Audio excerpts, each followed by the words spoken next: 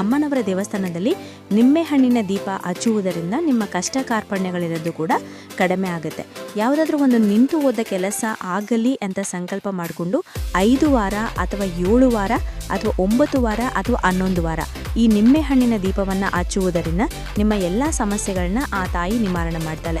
ಹಾಗಾದರೆ ಈ ನಿಂಬೆಹಣ್ಣಿನ ದೀಪವನ್ನು ಯಾವ ರೀತಿ ಹಚ್ಚಬೇಕು, ಈ ದೀಪವನ್ನು ಹಚ್ಚೋದಕ್ಕೆ ಯಾವ ಯಾವ ನಿಯಮಗಳನ್ನ ಪಾಲನೆ ಮಾಡಬೇಕಾಗತ್ತೆ, ಇದರ ಬಗ್ಗೆ ಸಂಪೂರ್ಣ ಮಾಹಿತಿಯನ್ನು ಇವತ್ತಿನ ಈ ವಿಡಿಯೋದಲ್ಲಿ ನಿಮ್ಮೆಲ್ಲರಿಗೂ ತಿಳಿಸ್ಕೊಡ್ತಿದ್ದೆ. ಹಾಗಾದರೆ ಇನ್ಯಾಕೆ ತಡ, ಬನ್ನಿ ಈ ವಿಡಿಯೋವನ್ನು ಶುರು ಮಾಡೋಣ.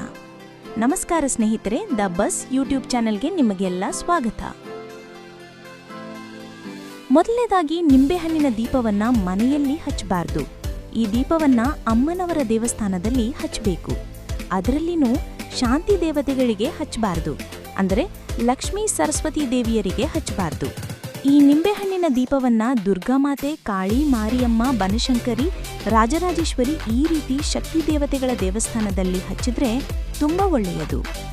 ಪ್ರತಿ ಮಂಗಳವಾರ ಅಥವಾ ಶುಕ್ರವಾರ ನೀವು ಈ ದೀಪವನ್ನ ಹಚ್ಚಬಹುದು. ಇನ್ನೂ ವಿಶೇಷ ಅಂದರೆ ಆಷಾಢದಲ್ಲಿ ಹಾಗೆ ನವರಾತ್ರಿ ಸಮಯದಲ್ಲೂ ಕೂಡ ನೀವು ಈ ದೀಪಗಳನ್ನು ಹಚ್ಚಬಹುದು. ಎಷ್ಟು ವಾರಗಳು ಹಚ್ಚಬೇಕು ಅಂದರೆ ನೀವು ಎಷ್ಟು ವಾರ ಸಂಕಲ್ಪ ಮಾಡ್ಕೊಂಡಿರ್ತೀರೋ ಅಷ್ಟು ವಾರ ಹಚ್ಚಬೇಕಾಗುತ್ತೆ. ನೀವು ಮನಸ್ಸಲ್ಲಿ ಯಾವುದೋ ಒಂದು ಕೆಲಸ ಆಗಲಿ, ಇಷ್ಟು ವಾರ ದೀಪ ಹಚ್ಚುತ್ತೀನಿ 5 ವಾರ ಅಂದರೆ 5 ವಾರ ಹಚ್ಚುತ್ತೀನಿ ಅಂದ್ಕೊಂಡಿದ್ರೆ ಅಷ್ಟು ವಾರ ಹಚ್ಚಬೇಕಾಗುತ್ತೆ. 9 ವಾರ ಅಂದ್ಕೊಂಡಿದ್ರೆ 9 ವಾರ ಹಚ್ಚಬೇಕಾಗುತ್ತೆ. ಮತ್ತೆ ಯಾವ ಸಮಯದಲ್ಲಿ ಹಚ್ಚೋಬೇಕು ಅಂದರೆ ರಾಹುಕಾಲದಲ್ಲಿ ನಿಂಬೆಹಣ್ಣಿನ ದೀಪವನ್ನು ಹಚ್ಚುವುದು ತುಂಬಾ ಒಳ್ಳೆಯದು. ಆದಷ್ಟು ನಿಂಬೆಹಣ್ಣನ್ನು ಬೆಸ ಸಂಖ್ಯೆಯಲ್ಲಿ ತೆಗೆದುಕೊಂಡ್ರೆ ಒಳ್ಳೆಯದು. 3 ನಿಂಬೆಹಣ್ಣು, 5 ನಿಂಬೆಹಣ್ಣು, 7, 9, 11 ಈ ರೀತಿ. ಮೊದಲನೇ ವಾರ 3 ಹಚ್ಚಿದ್ರೆ 2ನೇ ವಾರ 5, 3ನೇ ವಾರ 7 ಹೀಗೆ ಹೆಚ್ಚುತ್ತಾ ಹೋಗಬೇಕು.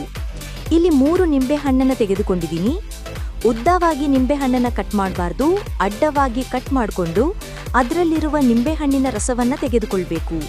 ಪೂರ್ತಿಯಾಗಿ ನಿಂಬೆಹಣ್ಣಿನ ರಸವನ್ನು ಯಾವುದಾದ್ರೂ ಒಂದು ಕಂಟೈನರ್ಗೆ ತೆಗೆದುಕೊಂಡು ಅದನ್ನು ಪಕ್ಕಕ್ಕೆ ಎತ್ತಿಟ್ಕೊಳ್ಳಿ. ಅನಂತರ ನಿಂಬೆಹಣ್ಣಿನ ರಸವನ್ನು ಹಿಂಡಿದ್ವಲ್ಲ, ಆ ನಿಂಬೆಹಣ್ಣಿನ ಸಿಪ್ಪೆಯನ್ನು ಉಲ್ಟಾ ಮಾಡಿಕೊಂಡು ದೀಪದ ಆಕಾರವಾಗಿ ಮಾಡಿಕೊಳ್ಬೇಕು. ನಾವು ನಿಂಬೆಹಣ್ಣನ್ನು ಬೆಸ ಸಂಖ್ಯೆಯಲ್ಲಿ ತೆಗೆದುಕೊಂಡು ಇರ್ತೀವಿ. ಆ ನಿಂಬೆಹಣ್ಣನ್ನು ಕಟ್ ಮಾಡಿದಾಗ ಸರಿ ಸಂಖ್ಯೆಯಲ್ಲಿ ನಮಗೆ ದೀಪಗಳು ಸಿಗ್ತವೆ. ಅಂದರೆ 3 ಕಟ್ ಮಾಡಿದ್ರೆ 6 ದೀಪಗಳಾಗುತ್ತೆ, 5 ಕಟ್ ಮಾಡಿದ್ರೆ 10 ದೀಪಗಳಾಗುತ್ತೆ. ಈ ರೀತಿ ಬೆಸ ಸಂಖ್ಯೆ ನಿಂಬೆಹಣ್ಣನ್ನು ತಗೊಳ್ಳಕ್ಕೆ ಹೇಳಿದ್ದಾರೆ ಅಂತ ಬೆಸ ಸಂಖ್ಯೆಯಲ್ಲಿ ದೀಪ ಹಚ್ಚಬಾರ್ದು. ಬೆಸ ಸಂಖ್ಯೆಯಲ್ಲಿ ನಿಂಬೆಹಣ್ಣನ್ನು ತೆಗೆದುಕೊಂಡು ಸರಿ ಸಂಖ್ಯೆಯಲ್ಲಿ ದೀಪ ಹಚ್ಚಬೇಕು. ದೀಪವನ್ನು ಹಚ್ಚೋದಕ್ಕೆ ಅಡಿಕೆ ತಟ್ಟೆಯನ್ನ ತಗೋಬಹುದು ಅಥವಾ ಬೆಳ್ಳಿ, ಹಿತ್ತಾಳೆ, ತಾಮ್ರ ಯಾವುದೇ ತಟ್ಟೆಯನ್ನ ತಗೋಬಹುದು. ದೀಪ ಹಚ್ಚೋಕೆ ಮನೆಯಿಂದನೇ ಎಲ್ಲಾನು ರೆಡಿ ಮಾಡಿಕೊಂಡು ಹೋಗುವಾಗಿಲ್ಲ, ದೇವಸ್ಥಾನದಲ್ಲೇನೆ ಎಲ್ಲಾನು ರೆಡಿ ಮಾಡ್ಕೋಬೇಕು. ಇನ್ನು ನಿಂಬೆಹಣ್ಣಿನ ದೀಪ ಹಚ್ಚೋಕೆ ಕೆಲವೊಂದು ನಿಯಮಗಳಿವೆ, ಅದೇ ರೀತಿ ನೀವು ಆಚರಣೆ ಮಾಡಬೇಕಾಗತ್ತೆ. ಮೊದಲೇ ಹೇಳ್ದಂಗೆ ಮನೇಲಿ ದೀಪ ಹಚ್ಚುವಾಗಿಲ್ಲ, ಶಕ್ತಿದೇವಿ ದೇವಸ್ಥಾನದಲ್ಲಿ ಹಚ್ಚಬೇಕು. 2ನೇದಾಗಿ ಮನೇಲಿ 2 ದೀಪ ಹಚ್ಚಬಾರ್ದು. ಮತ್ತೆ ಮನೆಯಲ್ಲಿ ಯಾರಾದರೂ ಪೀರಿಯಡ್ಸ್ ಆಗಿದ್ರೆ, ಸುತ್ಕ ಇದ್ರೆ ಯಾವಾಗಲೂ ನೀವು ನಿಂಬೆಹಣ್ಣಿನ ದೀಪವನ್ನು ಹಚ್ಚುವಾಗಿಲ್ಲ. ಹಾಗೆ ನಿಂಬೆಹಣ್ಣಿನ ದೀಪನ ಹಚ್ತಾ ಇದ್ದೀರಾ ಅಂದರೆ ಬೇರೆ ಯಾವುದೇ ದೀಪ ಆರಾಧನೆನ ಮಾಡಬಾರ್ದು. ಈಗ ನಿಂಬೆಹಣ್ಣು ದೀಪ ಹಚ್ಚಿದ್ವಿ, ಬೆಲ್ಲದ ದೀಪ ಹಚ್ಬೋದಾ ಅಂತ ಕೇಳೋದಾದರೆ ಆ ರೀತಿ ಮಾಡಬಾರ್ದು. ಉಪ್ಪಿನ ದೀಪ ಹಚ್ಬೋದಾ ಅಂದರೆ ಆ ರೀತಿನೂ ಕೂಡ ಮಾಡಬಾರ್ದು.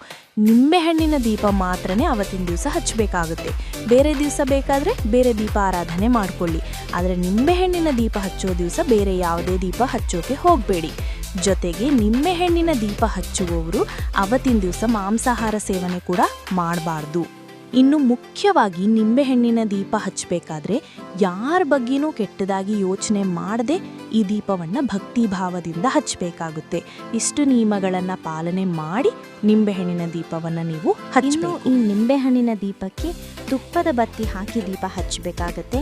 ಎಣ್ಣೆ ಹಾಕಿ ಹಚ್ಚುವುದು ಅಷ್ಟು ಶ್ರೇಷ್ಠ ಅಲ್ಲ, ಹಾಗಾಗಿ ತುಪ್ಪದ ಬತ್ತಿಗಳನ್ನೇ ಹಾಕಿ ಹಚ್ಚಬೇಕಾಗತ್ತೆ. ಇವಾಗ ನಾನು ಎಲ್ಲ ದೀಪಗಳಿಗೆ ಅರಿಶಿನ ಕುಂಕುಮ ಇಟ್ಟು ರೆಡಿ ಮಾಡಿಟ್ಕೊಂಡಿದ್ದೀನಿ. ಇವಾಗ ಇದಕ್ಕೆ ತುಪ್ಪದ ಬತ್ತಿಗಳನ್ನು ಹಾಕಿದ್ದೀನಿ. ಅನಂತರ ಹೂಗಳನ್ನು ಇಟ್ಟು ಅಲಂಕಾರ ಮಾಡ್ತಾ ಇದ್ದೀನಿ.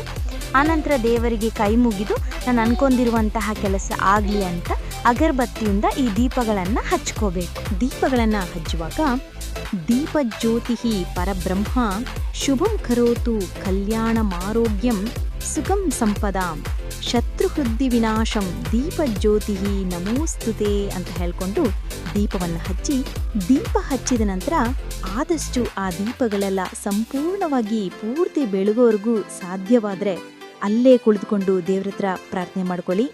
ಅನಂತರ ಆ ದೇವರಿಗೆ ಒಂದ್ಸಲ ನಮಸ್ಕಾರ ಮಾಡಿಕೊಂಡು ಪೂಜೆ ಮಾಡಿಸ್ಕೊಂಡು ದರ್ಶನ ಮಾಡಿಕೊಂಡು ಮನೆಗೆ ಬರಬಹುದು.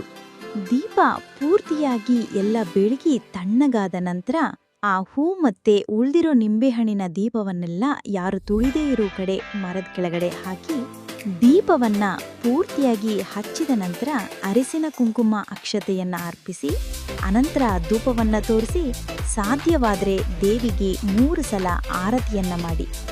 ನೋಡಿದ್ರಲ್ಲ ಸ್ನೇಹಿತರೆ, ಇವತ್ತಿನ ಈ ವಿಡಿಯೋದಲ್ಲಿ ನಿಂಬೆಹಣ್ಣಿನ ದೀಪವನ್ನ ಯಾವ ರೀತಿ ಹಚ್ಚೋಬೇಕು, ಯಾವ್ಯಾವ ನಿಯಮಗಳನ್ನ ಪಾಲನೆ ಮಾಡಬೇಕು ಅಂತ ತಿಳಿಸ್ಕೊಟ್ಟಿದ್ದೀನಿ. ಇವತ್ತಿನ ಈ ವಿಡಿಯೋ ನಿಮ್ಗೆಲ್ಲರಿಗೂ ಇಷ್ಟ ಆಗಿದೆ, ಉಪಯೋಗವಾಗಿದೆ ಅಂತ ಭಾವಿಸ್ತೀನಿ. ಇಷ್ಟ ಆಗಿದ್ರೆ ಲೈಕ್ ಮಾಡಿ, ಬೇರೆಯವ್ರಿಗೂ ಕೂಡ ಶೇರ್ ಮಾಡಿ, ಸಬ್ಸ್ಕ್ರೈಬ್ ಮಾಡಿ.